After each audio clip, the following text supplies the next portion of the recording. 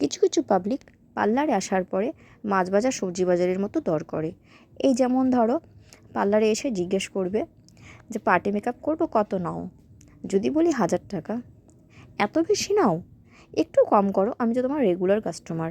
এবার regular customer দেখে তুমি যদি বলবে যে ঠিক আছে 100 টাকা কম দাও, তারপরেও আবার বলবে আমি বেশি মেকআপ করবো না তো, আমি একদম হালকা মেকআপ করব, কিছু কম হবে না?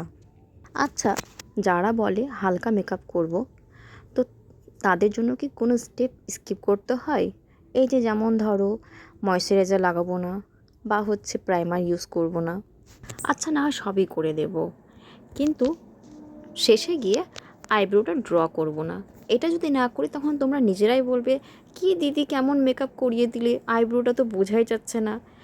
সেটা করার পরেও যদি লাইনারটা না পরাই বা চোখে যদি আইশ্যাডো না দিই, তাহলে তো তোমাদের পোষাবে না। তখন বলবে তুমি এটা করে দাও, ওইটা করে দাও, তোমাদের তো ফরমাইশ আবার বাড়তেই থাকে। আবার কিছু কিছু কাস্টমার এমনও হয় যে শুধু শাড়ি আর চুল বাঁধার উদ্দেশ্যেই আসে, কিন্তু তার সাথে সাথে লাইনারও পরিয়ে নেয়, কাজলও পরিয়ে নেয়, একটু লিপস্টিকটাও লাগিয়ে নেয়, পারলে একটু হাইলাইটারও লাগিয়ে নেয়।